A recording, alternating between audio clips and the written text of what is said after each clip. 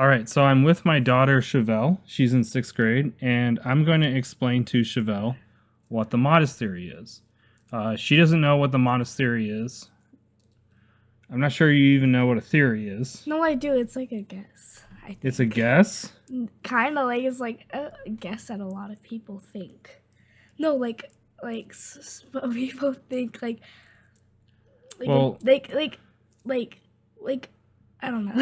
okay, hold on. No, I'm gonna pull up something that'll describe it succinctly. So in high quality fashion, we're going to explain what a theory is. It's part of the scientific method, and you start off with a hypothesis, which is what? A specific prediction about what you think will happen in the experiment. You're just reading that. You're in 6th grade. You're supposed to know that already, I thought. I forgot. Okay. Like you might have a hypothesis that if you do X, Y will happen, right? And so then you do an experiment to see if that's the case. Yeah, a prediction. Right. It is I guess it is always a prediction. Okay, so what's a postulate? That's a little bit harder. You don't hear that one very often. I've never heard it. A postulate is a starting assumption accepted without a direct proof, used as foundation or something. You're just reading it again. It's a foundation for reasoning, right? So what's a postulate? What's an example of a postulate? Common in math. It's common in math? Yeah. I forgot. Oh, yes, it does say that. Yeah, so a postulate is like something that's hard to test. And so maybe what you do is assume it's true and see how far you get with that postulate. Yeah. Okay? Yeah. All right, so then what's a theory? So here we are. We're talking about theory now. Okay. Don't read it. A well-supported No. education. I can't see it. Education, right. I think. A guess. So, okay, so a theory is... explanation. Yeah. So it's an explanation of how things fit together. And so it builds off of many different hypotheses that have been proven true. Scientific experiments, things like that. And turned into a postulate thingy or an assumption. So a postulate might be part of a theory. You're correct. So an assumption. So have you heard of what it says? Okay, so have you heard about the theory of relativity? No. Okay, so the theory of relativity started with a set of assumptions, and then what it has is predictions, and it says, hey, as an example, light will bend when it goes around a gravitational body. What's a gravitational body? A body that's gravity. Am I right? No. Like a planet, right? Yeah. Okay, so light would bend going around a planet, a star, or something like that, and then that was found to be true. And that was based off of this assumption about how light would is steered based off of the effects of gravity. Oh, so in theory it would be if plants get more sunlight, they will grow taller. That would be more of a hypothesis. It says up there. Yeah, that's from the hypothesis line. Oh. Yeah, no, but the theory, like the theory of evolution. Have you heard of evolution? Evolving. What does it mean? What's an example of evolution? It's an example of evolution. Like evolving, like the world evolving from like the ice age or something, and then it gets better. So the theory of evolution is that you have life, like us, coming from prior what are called iterations. So you have different generations of stuff. People live, they die, have children, etc. So when you rewind, you get animals that are more and more primitive and less and less evolved, like cavemen. And then from cavemen, you have like sapiens, right? Which are the ones that we're Homo sapiens, so we're at the top. So. But then you keep going back, and you eventually get to like single cell organisms. Oh. I learned And so that. I learned that in history. you did learn it? In history. Is learning the correct term? Well, yeah, I learned it. They put it in front of you. But I forgot it. Okay. I had to do a project about Homo sapiens, I think. What's a law? We have laws. Like, you can't drive on the left side of the road. No, not that. We're still in the sign. Oh, I don't know that. Oh, a scientific law. What happens? It's what describes what happens. You're trying to read it again without understanding what you're reading. It's the mathematical form, yeah, of describing. Hold on, you're getting off camera. Maybe you can rotate the camera a little bit. Okay. Yes, you're homesick. I know. Yeah. So a law is like the law of gravity. Gravitational bodies will orbit each other.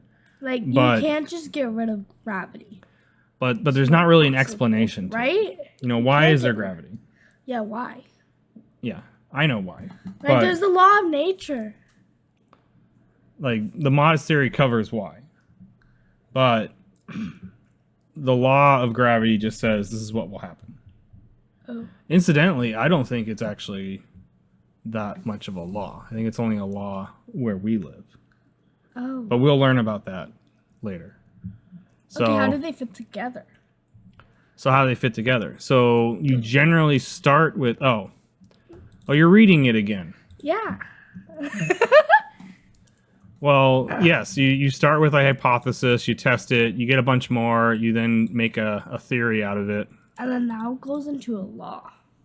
And then after that, it's a law, and then, yeah. Well, it may be summarized as a law if you have patterns. If you have patterns, it may be summarized as a law. But otherwise, it's still... Hey, you read off of it. I'm following it. What? So here's the thing. You have like these different patterns, and you have theories and everything.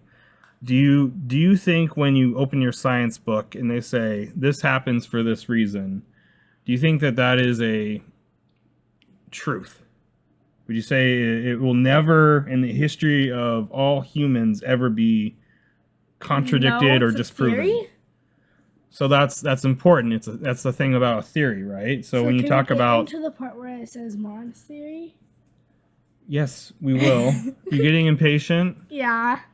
Okay, we'll get into what the modest theory is then. Can I sit in your chair?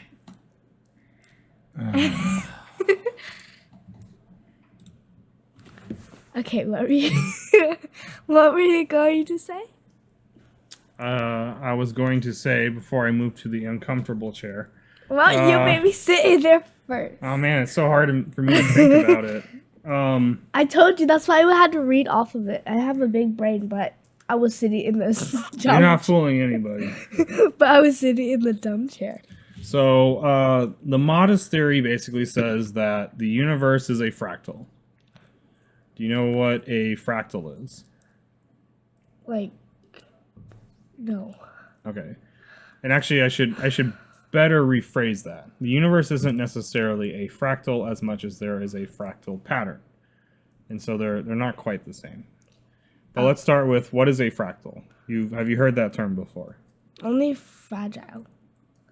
All right, well, time to go show something else. Oh, the show. Okay, so try not to get too caught up in the animation and everything. But yes, do you know what a fractal is now? It's a pattern that has repeating similarity. Oh, and you can zoom in and see things repeat themselves essentially. Like this one, the first one is continuing. It's like a loop. Right, it keeps going. But one thing you might want to notice is that it doesn't necessarily repeat exactly. It could, but it doesn't have to. And I think that's actually a gift, so it actually looped. So that was cheating. It literally repeated the loop. But yeah, so like, you've probably heard about it, things being a fractal when you talk about trees, when you talk about ferns, as they Yeah, show like in the these ferns and pictures here. leaves. Yeah. Yeah. The bottom pictures that says natural fractals. Yeah, let's see if it And shapes and shapes. Yeah, so natural fractals, the universe is a natural fractal. Yeah. So what does that mean? That's kind of the key point, which is like I went through a lot of effort in saying there is a fractal pattern. So what does that mean? What are the implications of there being a fractal pattern? That is the challenging part. Challenge. Because think of it this way: through modern science, there has been no assumption that there's a fractal pattern. So think about our postulate, right? It's an assumption. So what I'm saying is that rather than having a assumption that there's a fractal pattern, in which case you might go, well, this could be true, or there's all these different answers about why something works. I'm saying that there is most definitely one. There is very high confidence that there is one, and you can apply it. So what does that mean, though? What does that mean if you can apply a fractal pattern? To what? Do I need to close this so you quit staring at me? Yeah. Okay. Another question. How are you liking the chair? It is okay for playing cards, as per its design. Yeah. Yeah. But not for too long. It was easier than trying to drag up your comfy chair from down in your room. Oh, yeah. I want that. So you have a fractal pattern. So what does that mean? What can you do with it? Like, connect it? So let's start with this. Let's say I see something here. It's your hand. It is my hand. I see something here on the fractal. And I see something here on the fractal, right? And I notice that there's a gap. There is a gap in between, but there's also shape. They behave similarly, okay? Almost like a star. Yeah, I don't know what you mean, but yeah. So an example of this might be that, are you familiar with how planets form in solar systems? Kinda. They're known to form in what they call a disk. It's basically a bunch of gas and dust and everything that consolidates together, right? Yeah. And so what you would notice is that on that disk, there's actually a lot of times... I'm going to draw a picture. I think that'll make it easier. Okay. Okay, so one of the repeating patterns on a disk is that you have like stuff consolidating together, and it ends up making what's called a vortex. Do you know what a vortex is? Heard of it, but I forgot what it is. Do you know what a tornado is? Yeah, it's like yeah. It's a vortex, right? Yeah. Do you know about drains? Like when you fill up a bathtub and you pull the drain? Pull the drain and then it spins. It spins. That's a vortex. So a vortex has a spin direction to it. Okay? So now the vortexes that you and I are used to, they have gravity on them. So where does the vortex always tend to point, right? Like downward. The hole is in the direction of gravity. Like what's it called? A whirlpool. Like a whirlpool. Okay, so then what do you think happens if there wasn't gravity? Where would the vortex go? It would go, wait, what was the question? If there's no gravity, where does the vortex go? Everywhere. Is it everywhere? Outward. That's actually a good guess. That's a really good guess. It does go outward, but what do we have? We have circle. We have this little rotation, right? So kind of go a dominant to like rotation. a side or something. So it could try to go here and to the sides, right? And actually, if you look at like galaxies in the center of them, they do emit a lot of light. And so you can kind of go, oh, that's where it's going. It has nowhere left to go. Where's it going? But it also has a dominant one that goes up and goes down. Okay? Wait, so does it kind of look like a star? Does it look we haven't gotten there yet. We haven't gotten there yet. Oh. Okay, so you have these ejections It has to go somewhere. See, there's ejections that go in both up and down relative to this little spin, right? If it was spinning, would it look like a diamond, kind of like this? No, I don't know what you're showing me. No, like this. Like my fingers are the outline of it. Oh, like would it narrow? Yeah. It actually does the opposite. It looks like an hourglass. Oh. So it comes from a very narrow point, a pinch point, essentially, where all this consolidates, and then it gets ejected out. And when it gets ejected out, because there's a spin surrounding it, it also has a spin. So it spins outward. It spins that way, and then this one's going to also spin that way. They both spin the same direction. Wait, so can I try and guess what it looks like? Okay. So what it looks like... Oh, wait. That's really bad. This, and then this. Would it look like that? Yeah. Yeah, it actually does look like that. When we have photographs of these ejections that come from, like, stars forming, and they have these, what we call a dipole. So, like, you know, like a magnet, you have north and south. Yeah, like the red one and then the blue one. So we call that a magnetic dipole, and that's what these have. So that's a dipole right there. And this dipole pattern is what repeats. So this is the repeating pattern. So if you go look at stars forming, they do the same thing. Look at galaxies, they have the same thing where the black hole in the center is. Planets, yes. So in a planet, you have, you know, it's a lot harder to kind of imagine this. But yes, you have the rotation, and then you have the magnetic field that comes off of it. Created stuff. So you have north and south. So then what conclusion can you draw about magnetism from this? That it could create stuff? That magnetism is this same pattern, is what the conclusion you would draw. Yeah. Well, how did I get the exact answer? What do you mean? Well, you're like, answer this, and then I don't know the answer, so. Also, try not to squeak the chair too much. See, that's why I was in the chair, the comfy chair, because it has slight squeaks and it gets picked up on the microphone. Oh. Yeah, so you gotta be still. Otherwise, you have to give the chair back to me. No, I'm keeping this chair. Okay, so that's essentially the pattern. I call it the particle fractal pattern. And so in physics, they have something called a fermionic particle, which you probably don't know. You haven't heard that yet. But have you heard of an electron?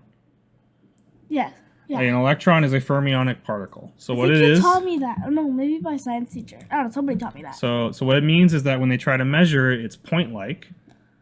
And then it has a small dipole. Dipole. Yeah. Very small one, so and a then, very small shape. Now an electron has an opposite, an antimatter opposite to it. Do you know what that is? No, I don't. Okay, so we live in a universe full of matter. Matter, okay? Yeah. And then what they found through particle physics is that there's something called antimatter. And when matter and antimatter touch each other, what happens? They explode? Pretty much, they annihilate. Yeah, so they give off gamma rays, essentially, which are photons, which is light, a form of light. Not visible light like you and I think of. So radiation. Oh, I've heard of radiation, yeah. Okay. So that's what happens. And so you would eventually come to this conclusion then that matter is all spinning the same direction. It's all spinning to the left? Well, we don't know if it's a left or a right. Oh, but it's always spinning. It's always the same direction. It's always spinning the same direction. And then antimatter is always spinning the opposite direction. Oh. So then what ends up happening is when two things spin the same direction, they actually, if they're of equal size, they'll repel each other. So if you think about electrons, they're all negative charge, right? So electrons that are negative charge, what does that mean? A negative charge. There's like positive charge and negative charge, right? Is negative charge like smaller than positive charge? So negative charge and positive charge are equal. Oh. But there's some nuance to that statement. Like when we normally find it, because of we only find positive charge in protons forming naturally. Yeah. And we find negative charge in electrons. And protons are actually made up of smaller parts. So there's some nuance to what I'm explaining, which will confuse things if we dig into it. So we're not gonna worry about that right now. We're just gonna worry about like a basic level. Okay? You look confused. I am. Okay, so what is confusing you right now? The negative charge and positive charge. So are you familiar with the battery? Yeah, like the thing that charges. Okay, and you know how batteries have a positive and negative side? Yeah, like how there's a plus on one side and the minus on the other. Yeah, the plus side's positive and the minus side is negative. Yeah. Mm-hmm. Like they look like. You don't need to draw positive. I want to draw it. I want to draw it. I want to just. What? Looks like a fish without fins yet. Oh, I see. That's your positive. And this is my negative. Okay.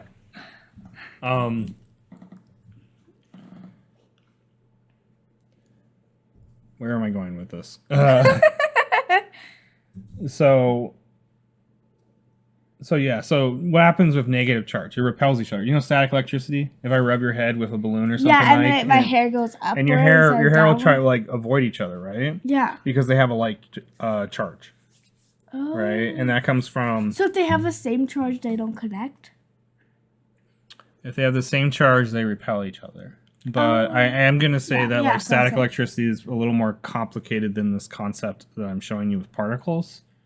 So I'm not ready to say that they're the same thing. I don't think they are. Convection, though? What's that? Convection. What about convection? What is that compared to this? So a convection current... Like a convection is like, it's like a spinning circle or whatever.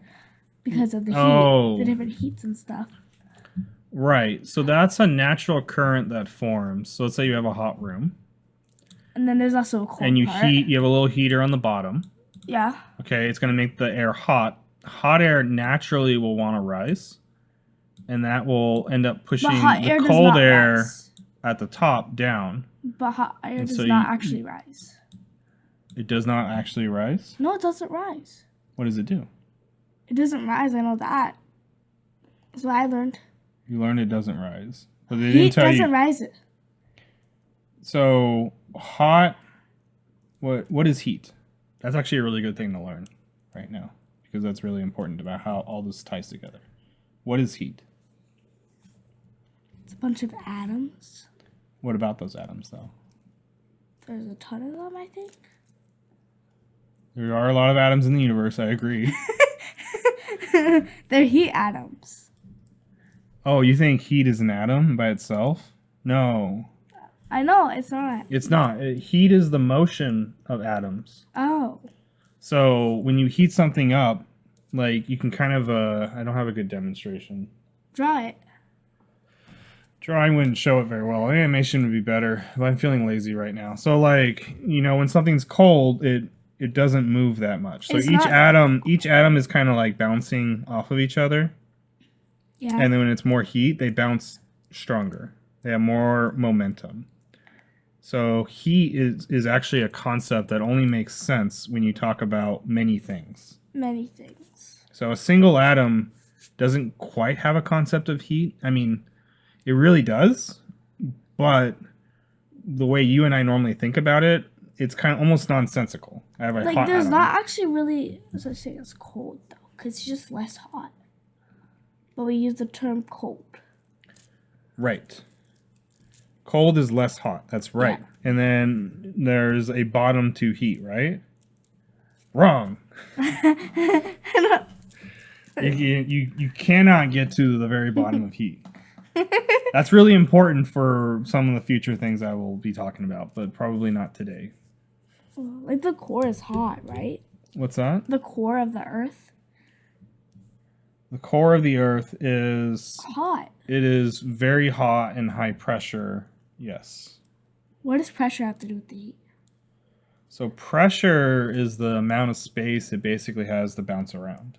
So when it's low pressure, your atoms can bounce around a lot before they hit another atom. Oh. When it's high pressure, they're being compressed. Oh, I thought it was like density or something. This is low pressure, and then high pressure I'm pushing on you, right? Oh, yeah. Right? So that's what it means. So when something's very high pressure, it has a lot of kinetic energy. Do you know what that is? Like it's energy that connects, right? Like a magnet? Motion. Energy from motion. Oh. Why are they so connected then? Who's they? You. You said that. No, you said connected energy. Kinetic. Kinetic L. Oh. Like kinetic sand. Yes, like kinetic sand. Same word. Kinetic sand just thought it sounded cool. I don't think there's anything else to it. Yes, so you have kinetic energy in individual atoms. So lots of atoms with lots of kinetic energy is hot. It's hot. Yeah. Okay, can we move on? Yeah, I don't remember where we were going with this. You brought up temperature and everything, and I said that was really important.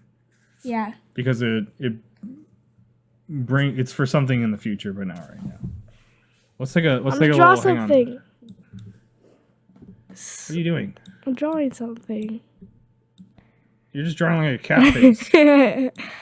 This has nothing to do with science. All right. Wait, don't get rid of the ears. We'll just okay, He so made me move. No, you asked him. No, I didn't. Okay. So to do a quick recap, the modest theory is what? Why'd you just snarl at me? I don't know. I forgot what a modest theory. What the modest theory was. Is it like the thing? The thing. Yep. It's the thing, all right. it's like that one shape that we drew. The hourglass thing? Yeah. No, it is simply, the modest theory is simply that there is a universe, the universe has a fractal pattern. That is all the modest theory is. Oh. And so I use the modest theory to come up with what I call what's called a model. A model? Like... Why are you dancing your fingers on the... Like a model? Like...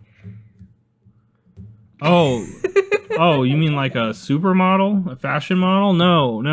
Like... I know what you meant. You meant like a model tank, right? Or a model airplane? No, like, you know how those models that you draw and then you have to have labels and stuff? Yeah. Kind of like this?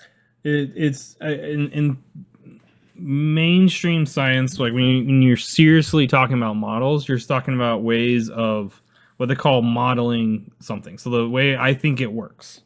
So it's a bite-sized version of how I think everything works. And so modest 2 is a idea of how the universe all fits together. So like, for example, when I was describing how magnetism emerges from this pattern, that is it from the modest theory or is it from modest 2? Wait, what was the question? So when I talked about how I think magnetism emerges from what they call jets, those are called jets, by the way. What we were talking about earlier, those little vortexes. Jets. Kind of like a jet flies. So right? What? Why is it called is that the modest theory or is that modest 2? I'm not going to explain how jets fly. Part of it is I don't fully know. Modest theory? It is the description of magnetism is modest 2.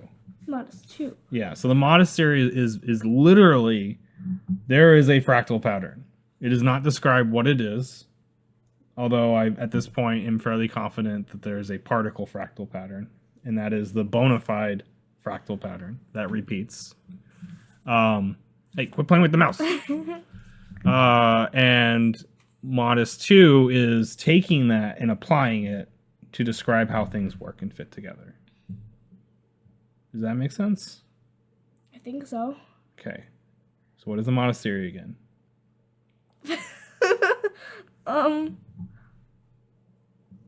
I forgot.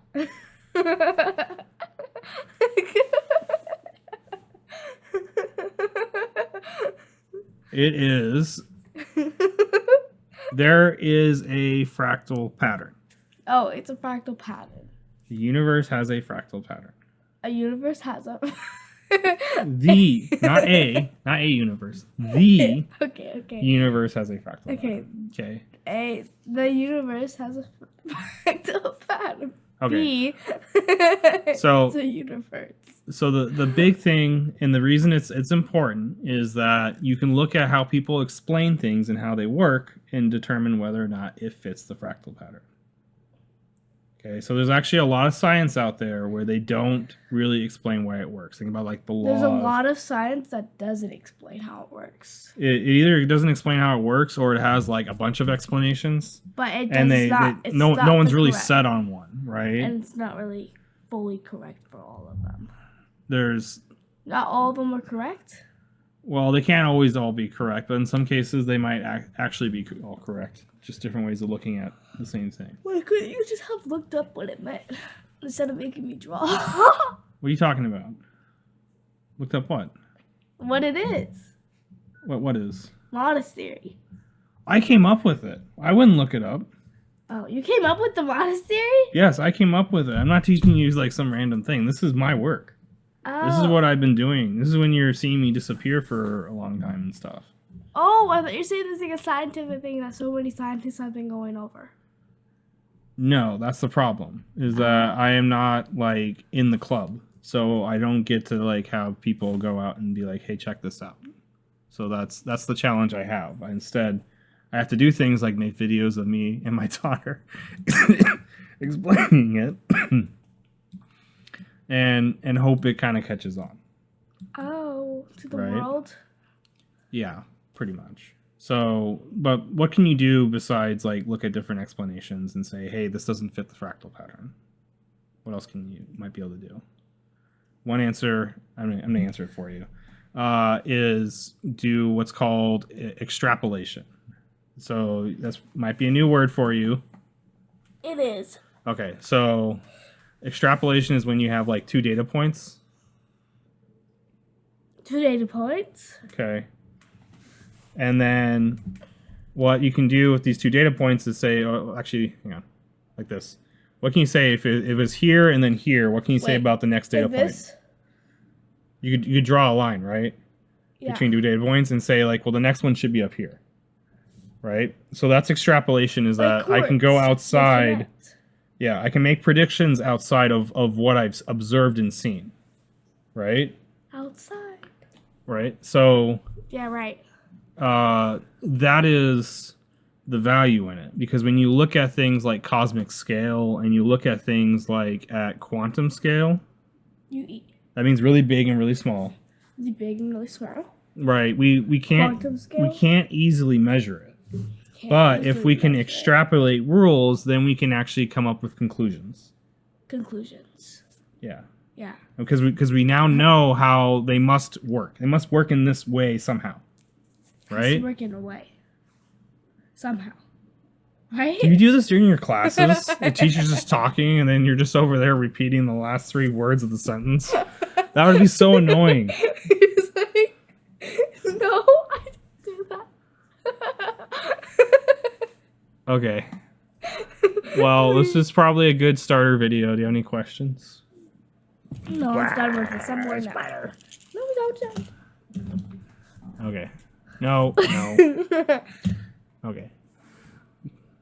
Thanks for watching. Bye-bye.